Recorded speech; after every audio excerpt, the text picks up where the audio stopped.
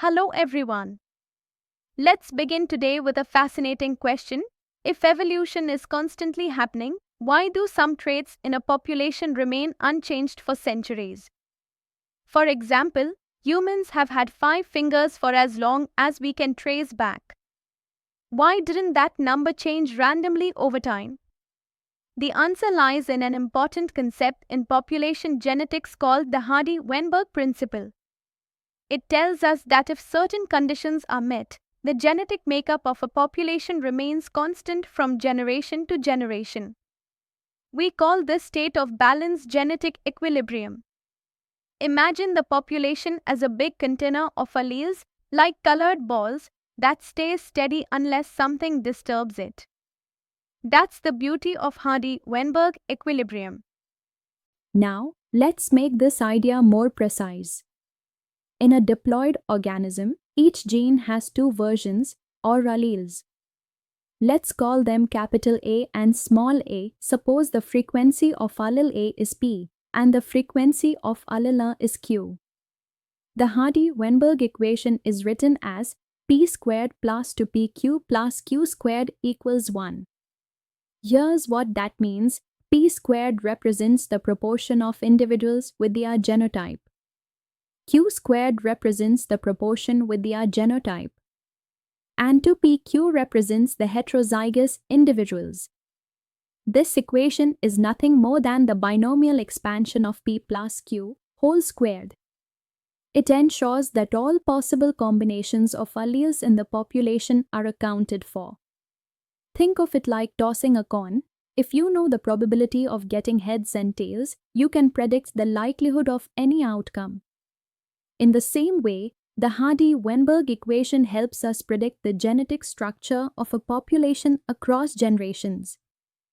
But here's the catch. The Hardy-Weinberg principle holds only under very specific conditions. The population must be very large. Mating must be random. There should be no mutations introducing new alleles. No migration in or out of the population. And finally, no natural selection favoring certain traits. When all these conditions are satisfied, allele frequencies remain constant. In other words, evolution does not occur. Scientists treat this principle as a null hypothesis. Any deviation from the expected values signals that evolutionary forces are at work. Isn't that amazing? It's like a detective's tool to check whether evolution is happening or not. So, what disturbs this equilibrium? The first factor is gene flow. When individuals migrate from one population to another, they bring in new alleles or remove old ones, changing the gene frequencies. The second is genetic drift, random changes in small populations simply due to chance. Imagine a group of 10 rabbits. If by chance more white rabbits die in an accident, the next generation will show a sudden change in allele frequency. One dramatic example of drift is the founder effect. When a few individuals start a new population, their limited genetic pool defines the future. That's why in some isolated communities, like the Amish in the US, certain genetic disorders are unusually common. Another powerful source of change is mutation.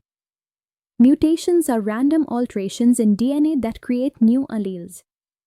Though rare, when they are beneficial, they can quickly spread. Then there is recombination. During gamete formation, crossing over shuffles alleles and produces unique combinations in every offspring. This is why siblings from the same parents can look so different. Microbial experiments clearly show that pre-existing advantageous mutations, when selected, rapidly produce new phenotypes. In just a few generations, this can even result in speciation. Truly, mutation and recombination provide the raw material for evolution. Now, let's connect this with the most famous evolutionary force, natural selection. Natural selection ensures that heritable variations which improve survival and reproduction become more common in the population. Over time, this changes allele frequencies.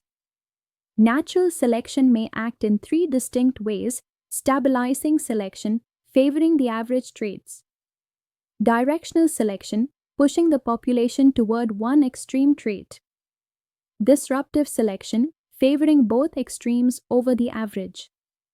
As you can see in this, stabilizing, directional, and disruptive selections each produce different evolutionary outcomes. A classic real-life example is the case of the peppered moths during the Industrial Revolution, where darker moths were favored in polluted environments. So let's connect all of this together. The Hardy-Weinberg principle is not just a mathematical formula, it's a lens to observe evolution. When allele frequencies remain constant, we see equilibrium. But when factors like migration, mutation, genetic drift, recombination, or natural selection disturb it, we witness evolution in action. This principle bridges your textbook genetics with the biodiversity you see around you every day. It shows us that evolution is not random chaos, it follows patterns we can predict and analyze. I hope you now appreciate how Hardy-Weinberg equilibrium helps us detect the very heartbeat of evolution. Remember, every population around you is either in equilibrium or evolving right before your eyes. Biology truly is the science of life in motion.